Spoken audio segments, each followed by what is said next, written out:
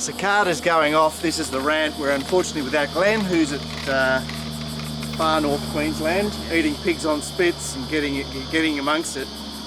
But we're here to talk about Rosehill last Saturday, and then in part two we'll obviously get through some of the inboxing, I think Dicko calls it. You're not allowed to say emailing anymore. Yeah. Inboxing and that's, you know, such a... Can we just say comments?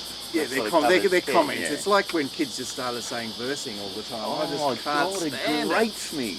Yeah. Anyway, so Rosehill last Saturday was, well, what can we say? There was a bias operating there with the rail at 6 metres and the track bone dry, and you had to sit on the rails in the run. I think, Gord, you also mentioned that there was a channel in the straight there that you didn't want to be... Yeah, when you're doing the replays, you'll see a discoloration of the grass. The strip that's lighter on the inside, probably out to about 5 horses off the fence, was definitely the place to be in the straight as well. But 8 of 9 winners on fence in run. Only one not to, New Tipperary. And what can we say about the win of New Tipperary? Because obviously he lost Gunn, because Gunn was injured in the incident race too. So everyone was like, oh, you know, who's going to ride New Tipperary? Was there only C. Reith or Jay Ford, I think? Well, he got the job done, but I think it probably wins by a far longer margin with $1 on it. That is the perfect horse for $1, isn't it? Because he's such a strong rider. Yeah, and look, Jay Ford was obviously quite primed and prepped, but the fact was that he didn't give the horse any favours in the run. Like, it had to... I suppose it was being wound up, it was being revved up, but... just not balanced, you know. Those top guys, the horses just seem to flow under them, and it's so important, particularly later on the race, for having something left to give. So he got the job done, thankfully for us, because it ended up getting to a backable prize because Jay Ford was on it. So, well, that's the question, isn't it? They're keen to lay New Tipperary because he lost the services of Gunn, and how that was probably quite critical. And they're probably anticipating that it wasn't going to be fence and run as well. Yeah, well, even though I think it did draw 5, which doesn't get you to the fence at all, really. So, yes, it was. You mentioned the channel. Which runners did you spy being outside or too wide, or disadvantaged by where they were? I think it's an occasion where I've not found a specific horse that sort of like overperformed. More just I'm forgiving any horse that wasn't. I'm going to say like it didn't run. You know what I mean? Rather than spotting an eye-catching run, I think you're probably better off just forgiving all those, particularly Glenn Pollitt style, the ones that got done by 10 lengths. You know, if they weren't fence-in run and they got done by 10 lengths, you're going to get a great price next start, and they probably could do something improved. Yeah. What did you spot any that you thought were particularly good? Oh, look, I'm worried about the form throughout the meeting, you know. So we kicked off with the 3-year-old race over 1,200 metres where Louboutin got her preferred racing style, although I must say, you know, coming back from 14 to 12, you're lacking the dash in your legs that you may need in that situation. Like, she controlled the speed, maybe she didn't go fast enough. I'd suggest we could just say back in distance didn't suit, but she was strong through the line. If you notice, she was going to get beaten by about I think that indicates. So there's another horse in that race, Mega Mall, who attacked the line as well. And I think she wants a longer distance. Yeah. So I would like to see Mega Mall, for example, at 1,500 in 2 weeks' time. Yeah. And certainly Louboutin, she's got an ace in that she's got pace, but coming back in distance, you know, you can get out sprinted. Yeah. And that definitely happened. Still, it's getting the look of a scary horse to me. Yeah, I know. It's now you know, a bit chewed up. Yeah. Gibraltar Girl, is there anywhere for her to go? Because, you know, she's like reacted so well, being ridden quietly and sprinting sharply. I actually think that she's got a bit of ability. That was a run over expectation, particularly, you know, the way the race panned out. I'd be interested in backing her in something, but I'm not sure whether that's next preparation or this preparation. Yeah. There appears nowhere to go for Baltic Whisper, who will undoubtedly break his maiden somewhere. But I mean, he's looking limited at this stage. You know, he's had the rails in run there and run a nice second last. Race 2, of course, we had the gala at the barriers where things were kicking other things. Oh, I just think it's so funny. All three, Glenn, Mark and I, have stamped this race 9 from 3, only 2 possible chances. And there was a nice little percentage in it there if you actually pick the top of the market off. And they both get scratched, so... Yes, but I suppose Girl Sunday was always going to lead. Dixie Chick always drew barrier 1. Did she always drew barrier 1? Yeah, so she was always in 1. So there's your 2 PRs straight away. Girl Sunday's got your lead, and Dixie Chick's got your leaders back. Yeah. So the other horses that didn't get to compete, Dagny, who was heavily backed, I think, particularly after the first race, the saw Gibraltar Girl do so well down the centre that Dagny was suddenly, suddenly was given the seal of approval. Yeah, I mean, we weren't aware of it at this stage. I don't think anybody's gotten on yet. No, but certainly by race 2, when the 2 mares cleared out 4 lengths to the rest of the field, and Firebird Flyer, there she is running third after sitting rails mid back in run. It was looking dicey. Anyway, they've run some good figures, those 2 horses, but unfortunately they're both PR'd. So I say you got to take everything off this program with a grain of salt. So yeah, look, I just don't think there's anything to work with there. And then the highway race, Gord, your favourite race of the day. Oh, what a magnificent position I was in, Jesus, $8 somebody, It's time for arbitrage, Gord. I think I should be a cruncher. That's what I was thinking after the race. Yeah, well, she was never comfortable in the run. She was in the 3 wide running line, which was clearly no good on the day. And, I mean, she still came last. With, whereas Hesco Gold, who's a legless digger from the mid-north coast, didn't sit rails in run, and there she is poking along. It just suggests there's nothing. And Akasaki, it just 4 wide on the speed all the way, just kept coming.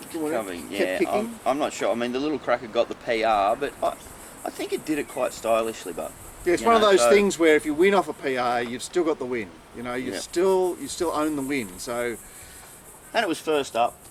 You know what I mean? I think it might have something to springboard off here. Look, as I say to you all the time with these highway races, look for these horses, particularly if they were off the fence and in the vanguard. If they're off the fence in the vanguard in that particular highway race, when they go to the bush next start, unload on them. Yeah, well, so that Akasaki and Yours, Mine Only, Yours, Mine, Ours, who was 3 wide on the speed all the way, will go back to Wagga or Albury and win and look good. Yeah. There's really not much else to say about the highway. The favourite failed and needs some more sympathetic type of race, obviously, and maybe a break.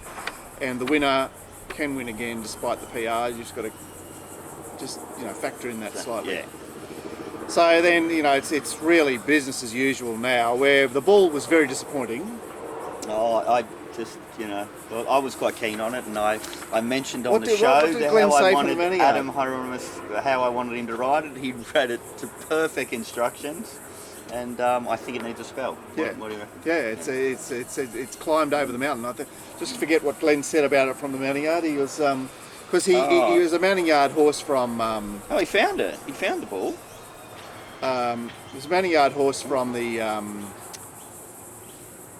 preview show. Glenn saying did a couple of things at Canterbury that may mean that it's gone, and he was exactly on the money. But then when I asked him about it, I think he wasn't.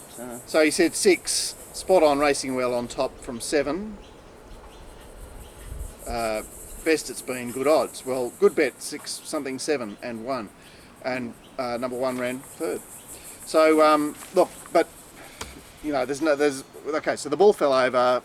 Bye bull. Mr. Steele may be getting ready for a run. Like he needs 2,400 now. But look, me, 2,000 metres with. I do sort of get involved every once in a while, but with that track and it being 2,000 metres, I'll be very unlikely to find any of those horses again. You won't be engaged. No. Look, the problem with the race is that SEL has sat deep throughout and been beaten less than 4 lengths. So it's they didn't go that hard, which was in his favour, but he, it's a black mark against the race. Look, PR won the race. Yeah, a PR beat another PR. Hearns Oak went okay. The bull, as we mentioned, and Mr. Steele, blah blah blah. And okay, moving right along. Then we saw the very interesting betting on the 1100 metre race, where The betting said 2 runners, Gord. Yep. Supreme Effort and Le Cordon Bleu, which is interesting because, I mean, you know, whilst we're seeing horses come from back in the field, they need to sit somewhere in particular. Yep. I suppose Supreme Effort did draw gate 1 and Le Cordon Bleu drew gate 2, and as it turned out, gate 2 wasn't on the rails. No. I just, you know, you've talked about previously about inversion of finishing positions, and I know Le Cordon Bleu came out at the speed and was a Catholic race. But it was an inversion of the field, wasn't it? Yeah. It's getting too loud. Well, it belongs to Randwick 1100, you know, and you go to Rose Hill, flat track, and here's a situation where, okay, Prince Famous, he's got wind problems or whatever. We know that the trainer knows that he needs to have this horse ready. Yep. He's booked Karen McAvoy.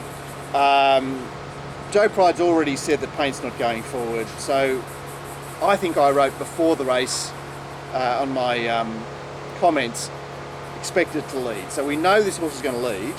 We know this horse is capable of running, you know, that class times. He's not 54 kilos. No?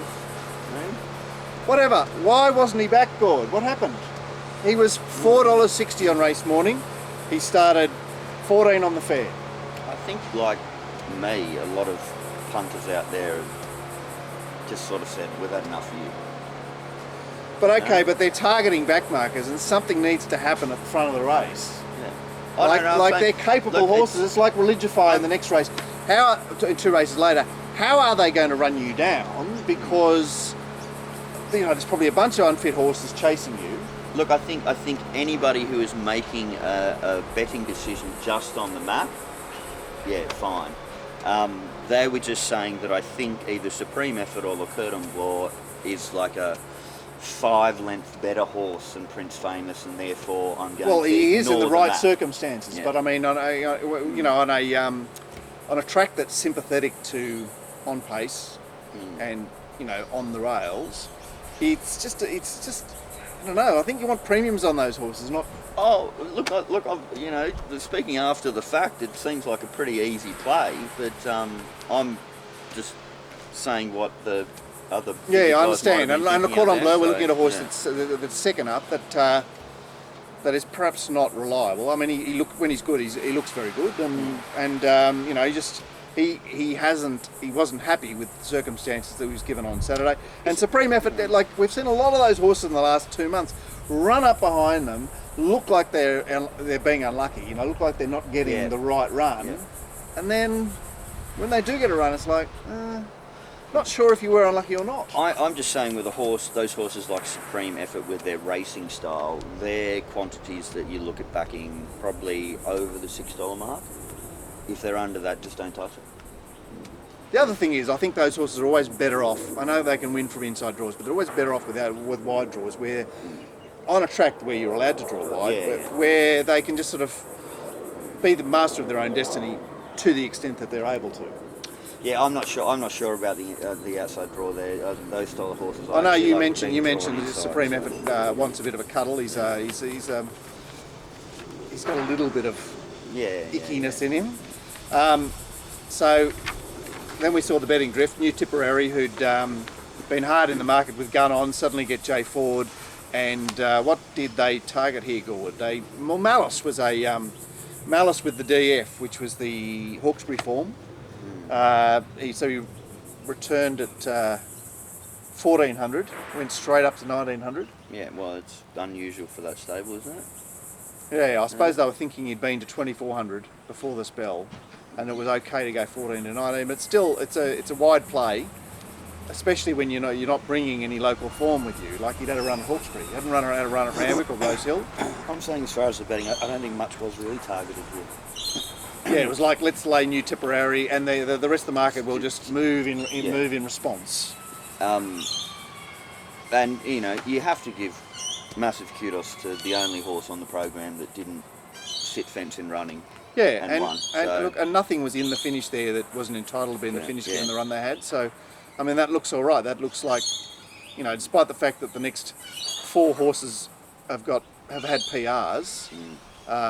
You know, they're in order, and I guess the horse of interest is Closing Bell, the the 3-year-old. Well, when he was a 3-year-old in the US, he was like Group 1. Yep.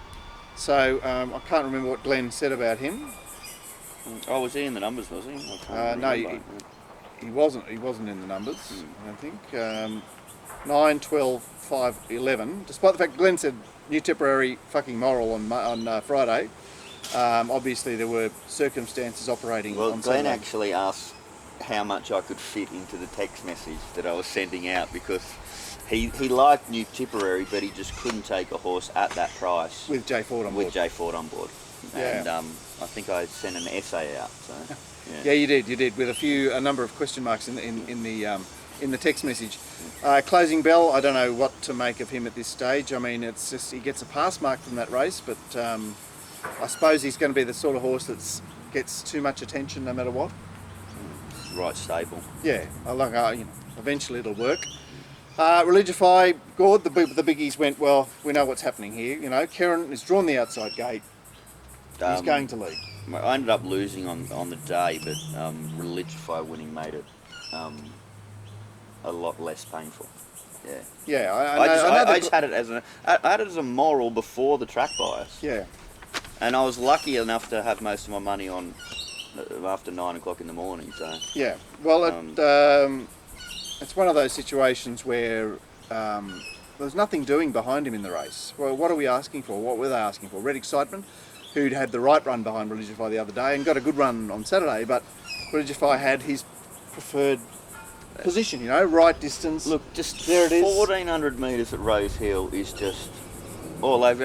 Have a look at his stats. I think it might be like 4 starts for 3 wins in a second now or something like that. The only question mark was, have they stuffed up the prep by going to the 1550 last start? That was the only question mark. And then as soon as you saw the way the truck was playing, it was like, I'm surprised at SB $2.10, to be honest. Yeah, well, it's just one of those. I suppose Glenn was keen to lay it, wasn't he? On the Friday, he was saying this is a suspect horse, but really the idea is to look at a situation and go evaluate it and say, was this horse out of its comfort zone, and is it more likely to find its comfort zone today? Which was how it panned out. And Kieran McAvoy, is he like your favourite front running rider? Yeah, he's got the balance. It's all just beautiful. He's on the level. He knows what he's doing. Yeah, if I see him on a leader, you've got to at least, if you're not winning with him getting up, you've got to at least punch out on it because he's just that good in front. It's kind of like the Nash effect. Oh, am I getting too complimentary there, Mark? Maybe. So immediately after that race, we've all seen what's going on, and B. Baker goes to the stewards and says, "Sir Plush, I'm going to ride this horse more forward." And I'm thinking, wow, okay, so 4th up. But was the horse out of its comfort zone being ridden that way? Good. Obviously, I think the kid's got a fair amount of ability. I thought it was a very poor ride by Adam Ryan. So walk us through the ride. And I'm happy for him to lead. If you noticed, all the good jockeys, when they're coming from wide barriers, they don't get really aggressive. Yeah, they take their time. They take their time. He was so urgent. He burnt so much gas. I think if he didn't do that, I think it wins. Because Kandinsky just had him in the locker at the 200. I mean, I realised that he wasn't in the right part of the track and he hadn't been in the right part of the track. But there seemed to be. Sir Plush was under pressure at a stage that he perhaps shouldn't have been under pressure. That's right. Yeah, exactly. I think he wins with a better ride in that race. And then it's just like when you go crackerjack like that, and then what's going to win as far as the bias on the day was concerned was something back on the field that was on the fence that gets Moses and the Red Sea. Yeah. Well, the choice we had set rails mid back, and there's Most Exalted behind it. It's your favourite horse, Gord. You've got we had. But it's won its first Metropolitan race on Saturday. I know I wasn't on it. Jesus, how many times have I backed that horse? But I mean, I don't think it's much of a horse. I think it got the absolute PR of the whole day. But still won the race, and Snowden has gradually spaced his races out a bit further, so I'd suggest that the intention will be to keep that horse on the fresh side at all times. Yeah. But I mean, he's gone from being unable to win on Wednesday to now being able to win on Saturday. It's an acknowledgement that sometimes there's not a lot there, and we had a situation where Metallic Crown was just like having his second run back. He, sort of won the lottery first up, and wasn't going to be trying to get an advantageous position. The stable, the apprentices on board, and the others are just, well, what can you say about them? They're just horses you don't want to back normally. And then the nightcap, and I was watching it from home, the nightcap, and I started buffering at about the 200 metre mark. Yeah. And then I just got this glimpse of the finish, and I saw this horse dart up the inside at the death. But that was a weird race, the nightcap, because we had a very limited beast, but I must say very honest beast in Iso Rich, just whacking away there after sitting OSL all race. Yep. It looks a very sus race. Looks incredibly suspect race to me. When you take that, you reckon the best run out of the race was Iso Rich, then I think you can pretty much din the rest of the form. So, PR won yet again. Who was I on? I was on Sonic Swish.